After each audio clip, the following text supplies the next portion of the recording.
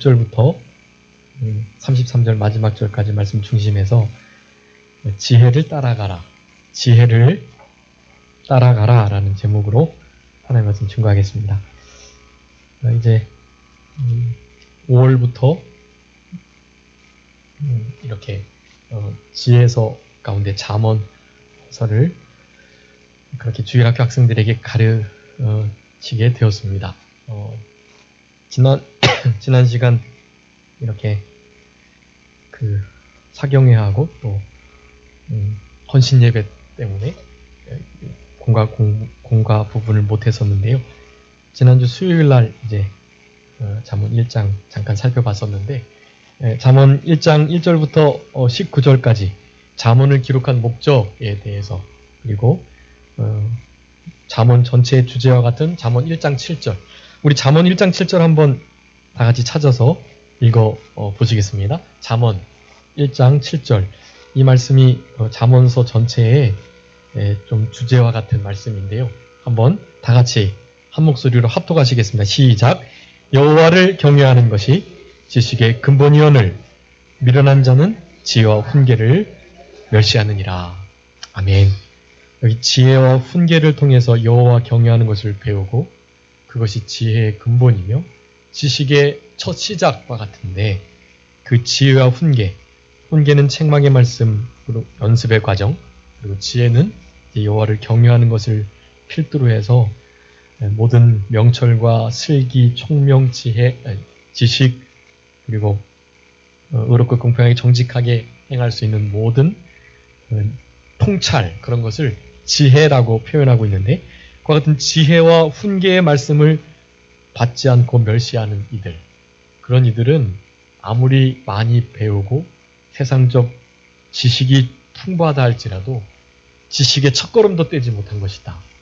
진짜 지혜와 지식의 근본이 되는 여호와 경외하기, 하나님을 알아가는 것, 지혜이신 우리 하나님의 성품을 깨닫고 그분을 체험적으로 알아가는 것이 없기 때문에 그들이 갖는 지혜나 지식은 세상에서는 좀 쓸모 있을진 몰라도 영혼을 깨닫고 영원한 세계를 준비하는 일에, 우리의 구원을 이루어가는 일에는 전혀 소용이 없다라는 것을 지난 시간에 말씀드렸습니다. 그래서 여호와 경외하는 것이 어떤 것인지를 이제 잠언서 전체를 통해서 우리들에게 교훈해 주고 계시는데, 이 잠언의 목적, 잠언은 경계하는 짧은 글, 그리고 경계를 나누는, 구획짓는, 구분하는 그런 참된 진리의 말씀이라는 뜻인데, 그와 같은 잠언의 핵심은 지혜라는 것이고, 그 지혜는 곧 여호와 경외함에 있다. 그것이 잠언 전체의 내용이며, 그것을 조금 더 구체적으로 실생활을 들어서 또 가족과 죽음과 친구와 또 선과 악을 대조하면서 그렇게 잠언 전체에서 우리들에게 교훈하고 계신다라는 것 말씀드렸습니다. 그래서 잠언의 중요한 이유가 그 잠언 1장 1절부터 6절까지 나오는데, 거기 지혜와 훈계를 알게 하고 깨닫게 하고 받게 하고 슬기롭게 하고 근신을 더하여 주고 학식을 더하는 이런 일들, 모략을 얻게 하는 모든 것을 알고 깨닫게 해주시는 그런 이유로 인하여서 이 잠언서가 기록됐다. 잠언은 솔로몬의 잠언으로 대부분 다 솔로몬이 기록한 건데요. 맨 마지막 31장, 30장 거기 보면 좀 그 저자가 좀 달리 나와 있고, 그리고 잠언을 우리 솔로몬이 쓰긴 했지만 솔로몬 때 이것이 정리되어 31장으로 묶인 게 아니고 히스기야 시대의 서기관들이 솔로몬의 말들과 들은 바 그 글들을 잘 추려서 이와 같이 잠언으로 지혜서를 낸 것이다 라고 할 수가 있겠고, 잠언이 31장으로 이루어져 있으니까 그 성경을 하루에 한 장씩 꼭 보셔서 한 달에 한 번씩 읽도록, 그것이 우리의 삶에 얼마나 큰 양식이 되고 그것이 실제적인 우리에게 영적 지혜와 통찰을 준다라는 것을 기억하시면서 잠언을 좀 이렇게 소중히 여기시고, 이번에 이제 공부를 통해서 잠언서를 배우면서 이것은 그냥 읽어보면 해석이 필요 없는 말씀들이에요. 그래서 그것들을 잘 연결짓고 또 그 어떤 단어가 어떻게 잠언 안에서 풀이되고 있고 그것이 삶에 적용되고 있는지 이런 것들을 좀 묶어가지고 이렇게 알려드리는 것이면 잠언서를 한눈에 보는데 이해하는데 도움이 될 것이다. 그리고 학생들에게 가르치실 때에는요. 우리 선생님들께서 잠언서를 읽어가시며 특별히 그 주의 그 본문 그것을 계속 묵상하시면서 그 본문 가운데 특별히 나에게 하나님께서 역사하신 그 말씀 한마디를 짧은 어구를 사용해서 우리 학생들에게 심어주시면 되겠습니다. 이 말씀들을 뭐 구구절절히 다 풀어 설명해 주실 필요가 없고 그들도 이런 말들은 어느 정도 다 이해하고 아니까 내가 삶에서 깨닫고 적용한 말을 우리 어린 심령들에게 잘 전달해 주시고 그들의 삶을 좀 듣고 나누는 그런 역사를 통해서 좀 더 우리 하나님의 자녀다운 지혜가 우리 주일학교 안에 그렇게 잘 연결이 되고 또 퍼져나가서 하나님이 기뻐하시는 이 솔로몬이 하나님의 사랑을 받은 자로 물론 그가 누리게 된 부귀영화로 인해서 사실은 좀 이렇게 말년에는 하나님의 도리어 진노를 부르는 그런 일들이 있긴 했지만 그렇기 전까지 아버지 다윗의 신앙을 쫓아서 그렇게 지혜와 총명을 따라서 하나님을 잘 섬겼던 우리 솔로몬과 같은 하나님의 마음에 합한 또 하나님의 사랑을 받는 자로서 우리 자녀들이 잘 살아갈 수 있도록 그렇게 가르치고 또 가르침 받는 우리들이 되겠습니다. 20절부터 33절까지는 이제 지혜가 부르기에 그 부름을 잘 듣고 따라가라 라는 것을 우리들에게 말씀해 주십니다. 여기 세 가지의 그 양태가 나오는데요. 먼저 지혜가 부른다라는 사실, 그리고 그것을 들을 귀가 있다라는 사실, 그리고 그 들을 귀 있는 자가 부르짖는 그 부르는 그 소명을 이렇게 캐치하고 듣는 이들은 반드시 듣는 것에만 그치지 말고 그것을 따라가야 된다라는 것을 우리들에게 교훈해주고 계십니다. 지난 시간에 이제 잠언의 목적을 기록하시면서 여호와를 경외하는 것이 지식의 시작이고 근본이고 그리고 미련한 자들, 어리석은 자들은 그 지혜로운 자와 반대되는 자들인데 그 지혜와 훈계의 말씀, 그 하나님을 경외하라는 그런 말씀들을 책망과 훈계를 전혀 무시하고 멸시하는 그런 상태에 있다. 그렇기 때문에 이제 첫 번째로 지난 시간에 교훈했던 잠언의 첫 번째 교훈은 악한 자들의 성공 그리고 그들의 미혹과 유혹 그들이 우리에게 유익을 주고 큰 이익을 더해주겠다고 하는 부귀영화를 주겠다는 모든 그런 꾀임을 잘 이겨내야 된다. 그것들을 피하고 그런 이들과 함께하지 않고 그 길에 서지 않고 그것을 잘 피해야 된다라는 말씀을 하셨습니다. 악한 길에 서지 않고 죄인의 길에 서지 않고 앉지 않고 그렇게 함께 동행하지 않고 그 길을 밟기조차 안 하는 그런 좀 구분짓는 그게 경계이거든요. 경계를 딱 거서 어느 정도까지는 이해해주고 받아주고 용납해주지만 그 선을 넘어갈 때는 말씀 밖으로 넘어갈 때는 이 경계의 말씀을 사용해서 따라가지 않도록 도리어 그들을 잘 이끌 수 있도록 하는 삶의 지혜가 필요하다. 그것이 바로 거룩입니다. 거룩. 쪼개어 나누는 거예요. 거룩이란 뜻이 쪼개다 그런 뜻이거든요. 그들과 우리의 삶을 나누는 다른 것이 없습니다. 하나님 말씀을 기준으로 그들의 삶과 우리의 삶이 이렇게 다름을 분명히 딱 나누고 쪼개는 일들이 있어야만 하는 것이 피할 것은 피하고 그들에게 동조하거나 그저 방조하거나 그런 일이 없도록 악한 길을 철저히 피하는 떠나는 또 대적하여 싸우는 우리들이 되어야만 할 것입니다. 오늘 이제 20절부터 33절까지 두 번째 교훈하고 계시는 것인데요. 그것은 지혜를 따라가라 라는 것이 지혜를 따라가라. 악한 것들을 피하는 것만이 아니고 피한 이후에 제자리에 서 있거나 또 뒤적거리거나 하면 언제 올무에 또 걸려가지고 함께 그런 일에 휩싸일 수밖에 없습니다. 그렇기 때문에 더 이상 그 길에 머물지 않고 그 길로부터 벗어나서 지혜의 말씀, 지혜를 실제로 좇고 따르는 삶이 필요하다라는 것을 우리들에게 교훈해주고 계십니다. 지혜가 부르는 소리를 잘 들어라. 20절부터 21절 그거 말씀하고 계시고, 그리고 들리는 바 말씀이 뭐 위로와 소망의 말씀 그런 게 아니에요.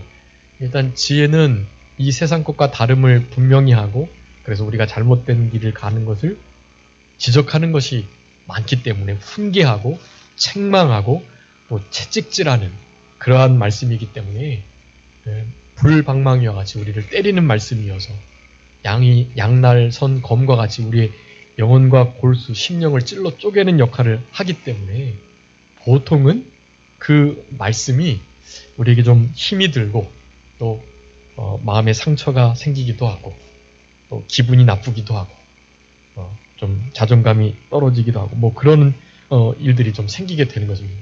그럴지라도 그 들렸던 바 그 말씀을 제대로 잘 듣고 돌이켜라 라고 말씀하고 있습니다. 돌이키다. 이 돌이키다라는 말씀이 중요한데 돌이키기 위해서는 듣는 일이 제일 우선이 되는 거예요. 20절, 21절에서도 계속 들으라라고 말씀하고 계시고 또 책망이 들려질 때 그럴 때 그 길로부터 돌이켜야 함을 23절까지 말씀합니다.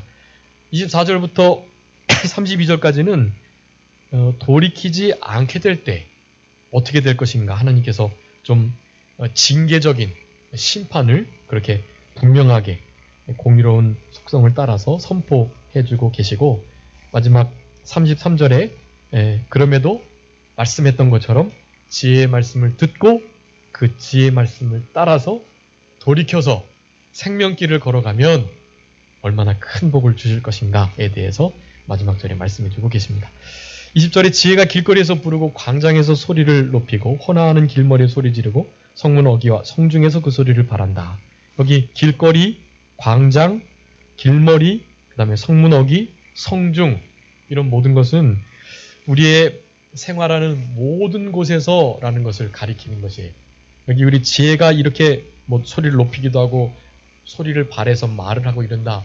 이 지혜라는 그 단어를 의인화한 것인데요.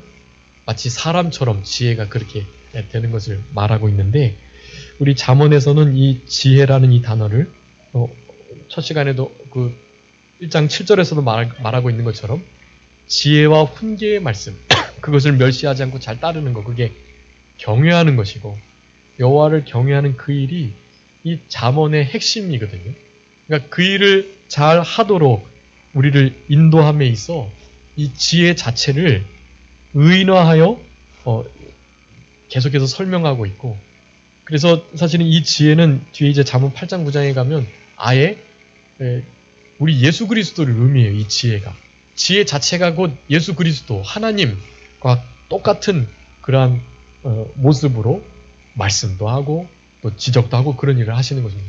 3장에서도 또 의인화해서 지혜를 그렇게 설명하고 있는데 이와 같은 지혜, 이 지혜가 곧 예수 그리스도이시고 우리 고린도 전서의 1장에 말씀하는데 우리 예수 그리스도께서 하나님의 지혜이다. 하나님의 지혜가 되시는 우리 예수 그리스도. 그렇기 때문에 잠언에서 말하는 이 지혜도 우리 예수 그리스도 창조주와 함께 계셨던 말씀으로 계셨던 우리 예수 그리스도를 의미하는 것이다라고 할 수가 있겠습니다.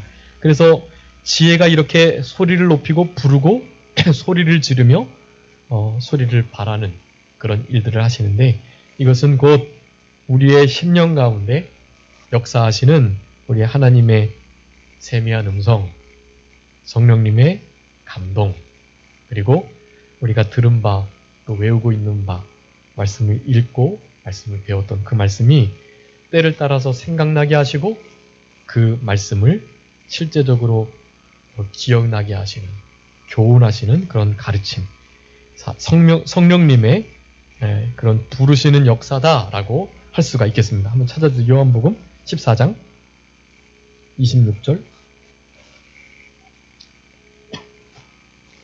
보혜사 곧 아버지께서 내 이름으로 보내실 성령, 그가 너희에게 모든 것을 가르치시고 내가 너희에게 말한 모든 것을 생각나게 하시리라. 아멘. 우리 보혜사, 오순절 보혜사 성령님께서 예수님께서 가르치셨던, 예수님 전에 예수님을 예표했던 구약의 모든 성경이 예수님을 지시하고 예수님을 나타냈던 바, 그 모든 말씀들을 가르치시고 기억나고 생각나게 하신다라고 말씀합니다. 우리 성령님은 무엇을 통해 말씀하신다고 늘 그랬죠? 무엇을 통해 말씀하시죠?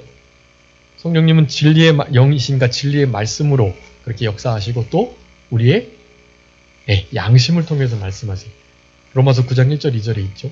우리의 양심을 통해서 성령님께서 하신 그 말씀, 여러분 그 말씀을 우리 하나님께서 우리에게 직접 주시는 말씀으로 들어야 돼요. 예배 시간에 선포되는 말씀만이 하나님 직접 주시는 말씀이 아니고요. 우리 성도님들의 삶 가운데 내 속에서 세미하게 감동하는 그 양심의 소리, 여러분 그 양심의 소리도 하나님의 말씀인 것을 그렇게 기억하셔야, 양심의 소리를 무시하시면 안 돼요. 하여간 어떤 일을 결정함에 있어 뭔가 모르게 이렇게 좀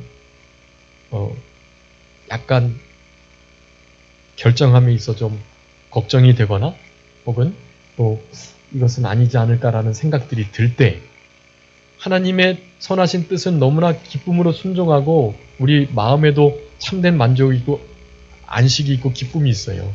그런 일을 결정할 때는 뭐 그렇게 생각 안 하셔도 되지만 그렇지 않은 경우 이것이 어떠한가 하는 생각이 드는 바로 그거. 여러분 그것은 하나님께서 성령을 통해서 우리 가운데 내주하시는 성령님을 통해서 양심으로 말씀하시는 거라는 것을 아셔야 돼요.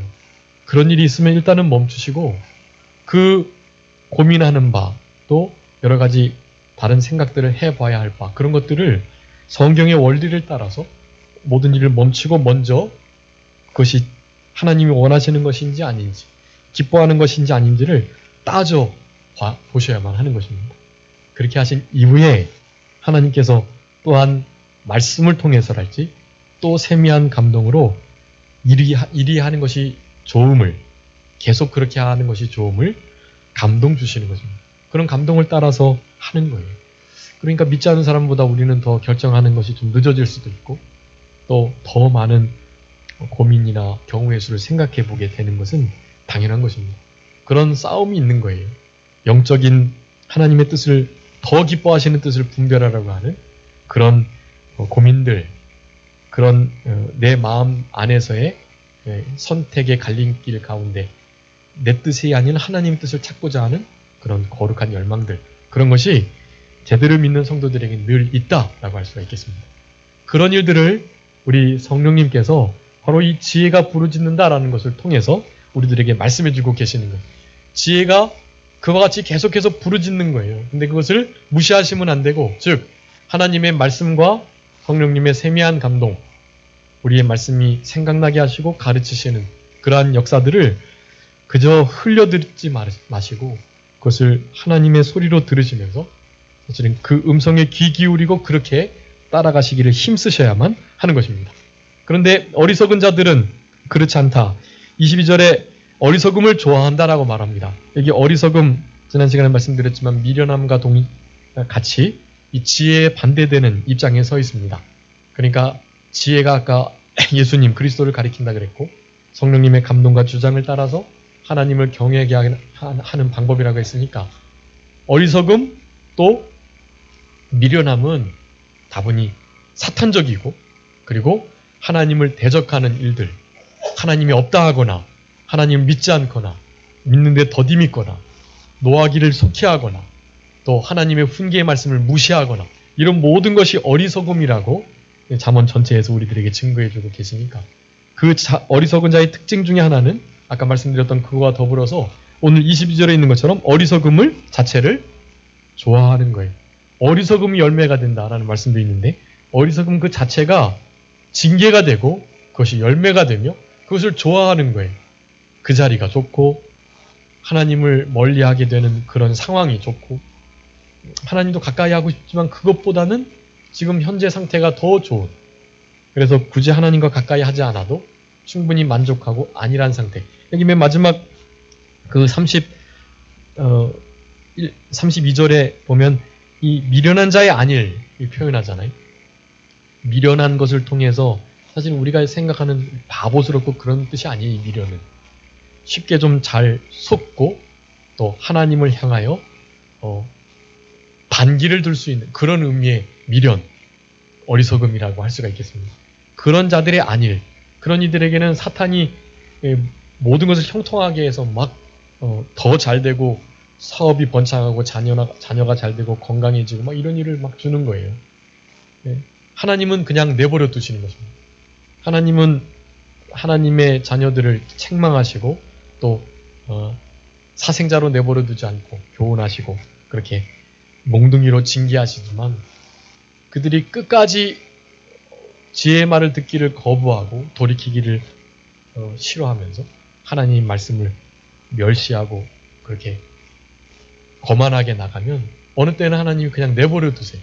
내버려 두면 바로 이런 어리석은 자의 안일 가운데 놓여질 수 있고, 그럼 이 어리석은 자의 안일은 그 자체가 다 성공이고 형통하고 막 부귀영화를 누리고 막 모든 것이 잘 되는 것 같지만 사실은 하나님의 큰 징계라는 것을 우리는 알아야만 하는 것입니다.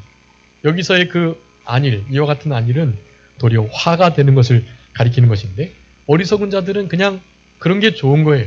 거기가, 그 자리가, 안일함이 그냥 이 정도로 선을 이렇게 늘어뜨리면서 그저 우리 주님을 따라가는 정도.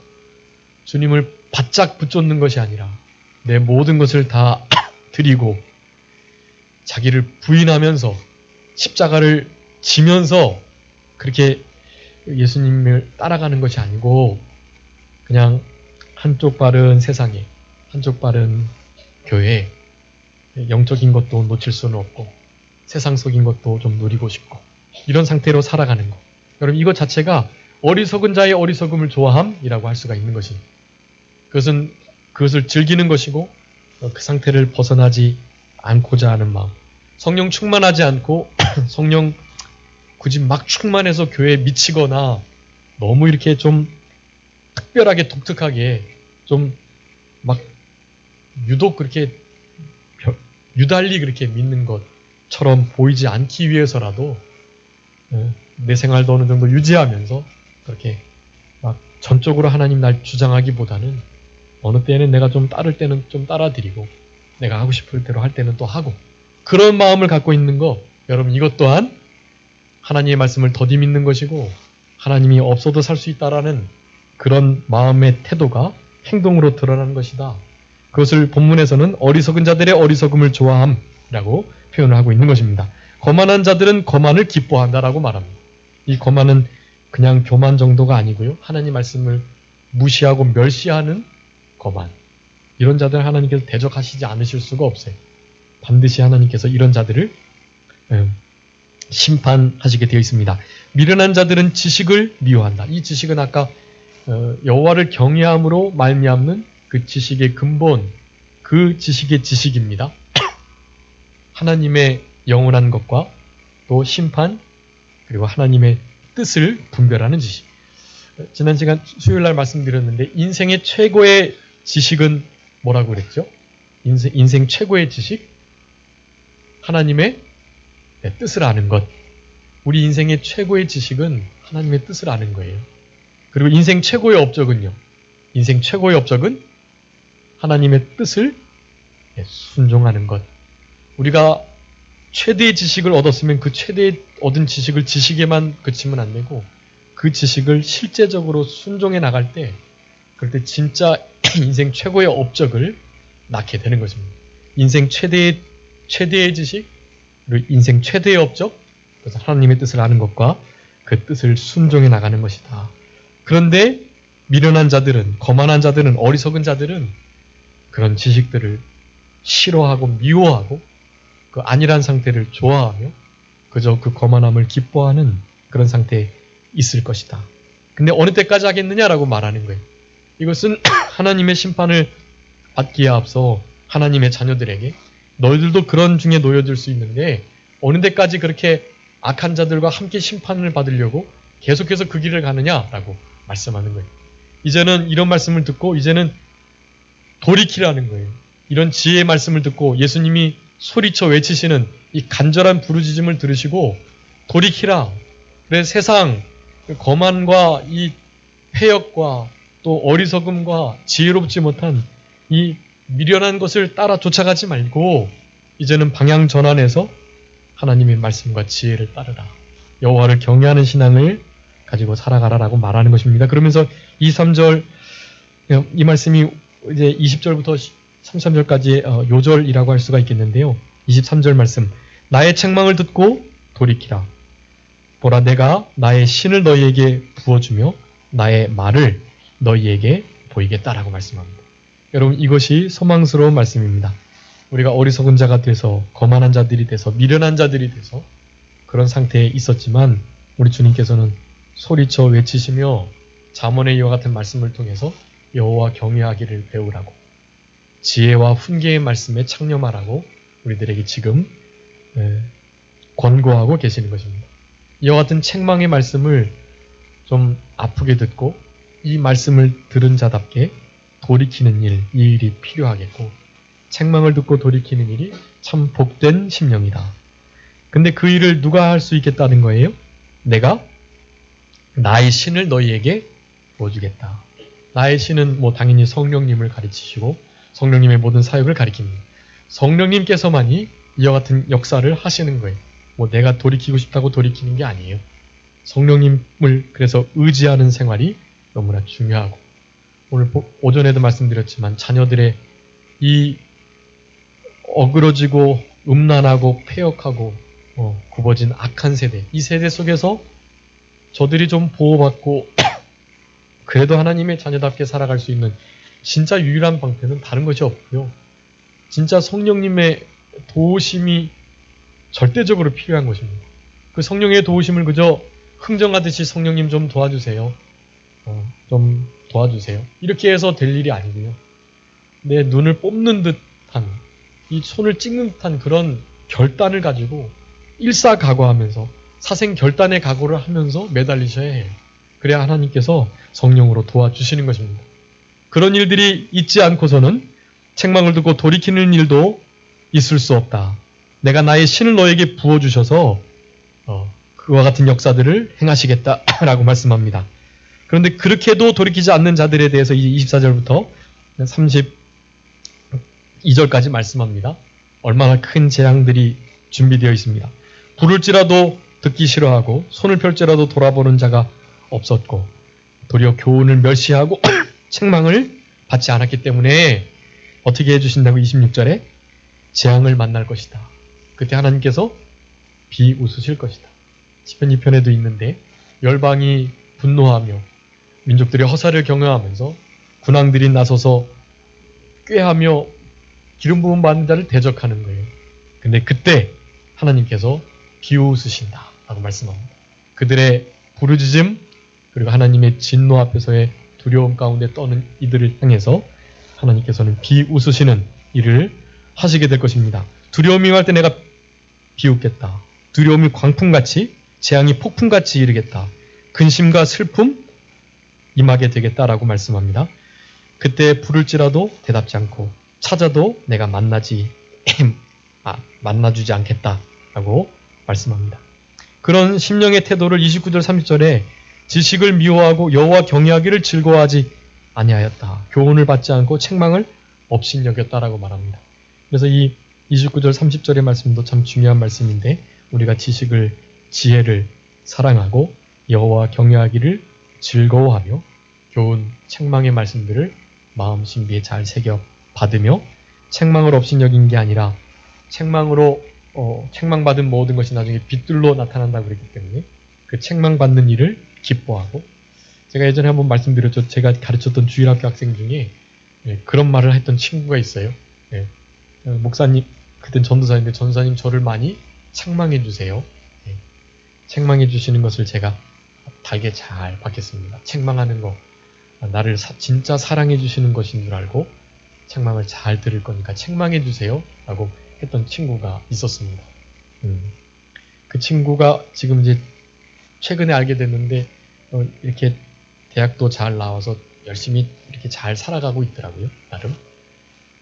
물론 이제 그 말을 하고 나서 내가 뭐 좀 책망할라 치면 섭섭해하고 또 삐지고 뭐 그러긴 했지만 어쨌든 말은 그렇게 했어요. 책망해달라고.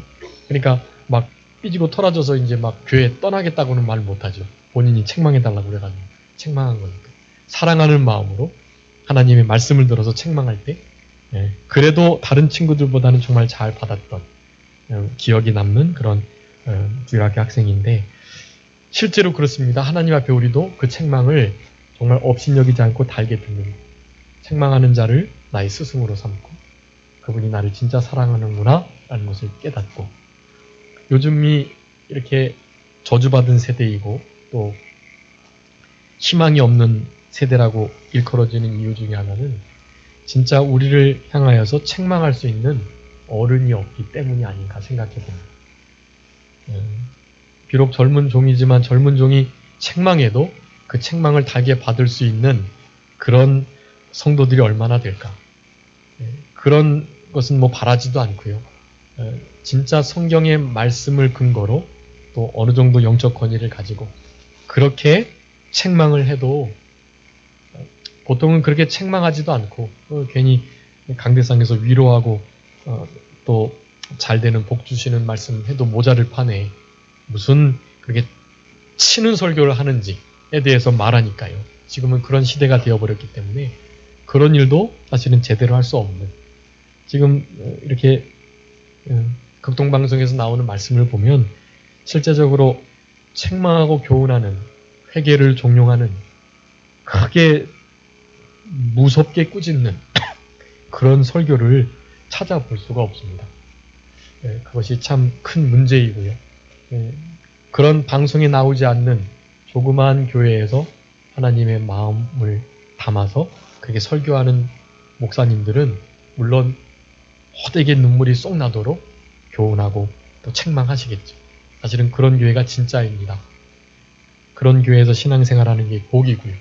그것이 하나님께서 그렇게 섭리하셔서 그곳에 두셨다는 것을 깨닫고 아는 그런 신앙생활이 참 복된 신앙생활입니다.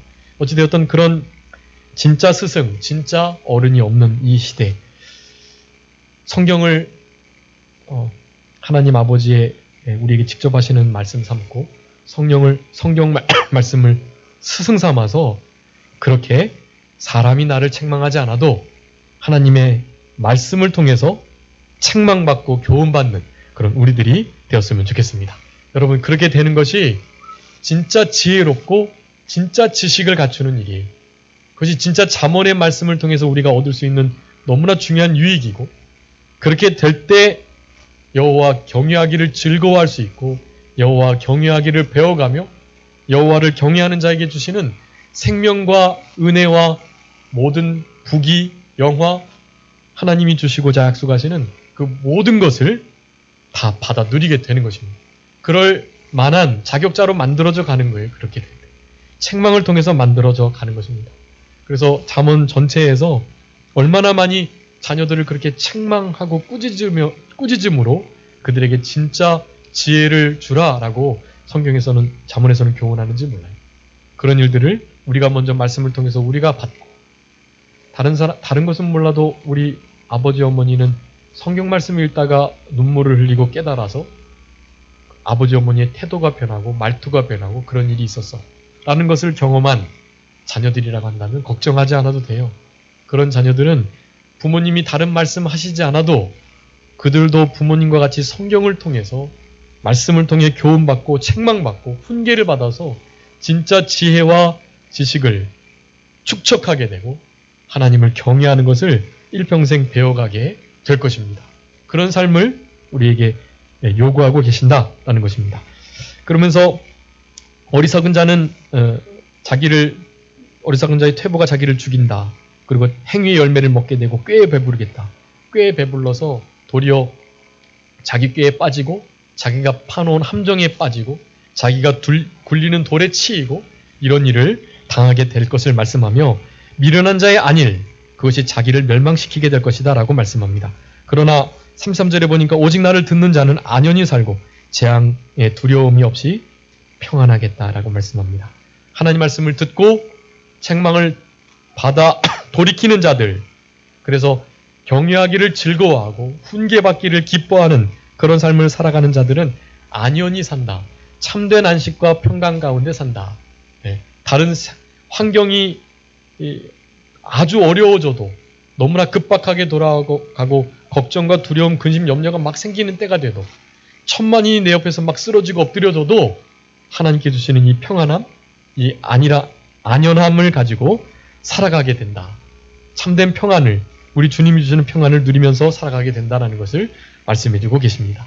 그러기에 우리는 생활 속에서 우리의 양심을 통해서 세미하게 감동하시는 성령의 말씀, 그분이 생각나게 하시고 가르치시는 하나님의 말씀, 그 심겨진 말씀이 우리 속에서 역사하고 우리를 지도할 때 무시하지 말고 그 지도를 제대로 따르라. 지혜의 말씀을, 훈계의 말씀을, 책망의 말씀을 숨은 사람보다 면책이 나는데 나를 향해서 지적하고 그렇게 하지 않는 것이 좋겠다. 그것이 좀 크리스찬답지 못하다. 교회에 폐가 된다. 그렇게 안 했으면 좋겠다. 이런 직접적인 말을 들으실 때에도 그것을 정말 기뻐하시고 나에게 그런 교훈을 내려줬던 그분을 진짜 사랑하시고 그분이 나에게 스승이 된다는 것을 기억하시고 그렇게 남은 때를 살아가셨으면 좋겠고, 그런 역사를 통해서 돌이켜지는 은혜가 있게 되는 것입니다. 그거 우리의 힘으로 못합니다. 책망하고 지적질하는 사람 사랑할 수 없어요. 너나 잘하지. 자기도 못하면서. 얼마나 그렇게 말하는 이들을 향해서 우리 속으로 다른 생각을 품을 수밖에 없어요. 그런데 누구의 인도를 받으면요, 성령님의 인도, 주의 신, 주의 성령의 인도를 받으면 사람의 말로 들리지 아니하고 그것이 하나님이 나에게 주신 말씀으로 들려서 실제로 돌이켜지는 역사, 돌이켜짐으로 말미암아서 주님의 교훈을 따르는 역사, 그것으로 인해서 변화된 자에게 주시는 하나님의 은혜가 실제적으로 내려지는 역사, 이런 일들이 우리 삶 가운데 있게 될 것입니다. 예레미야서 24장 7절 말씀 한번 읽으세요. 예레미야 24장 7절.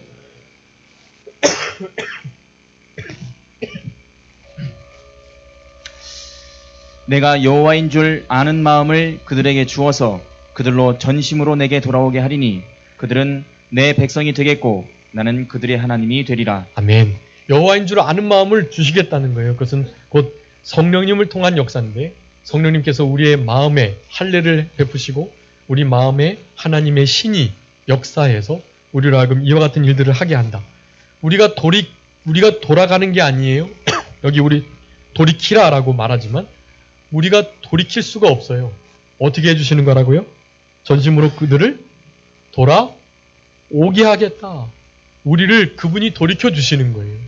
우리가 돌이키려고 조금 힘쓰고 마음을 먹는 그 순간 성령님께서, 주의 신이, 하나님의 신이 우리의 마음을 붙드시고 우리로 하여금 방향전을 하게 해주시는 것입니다.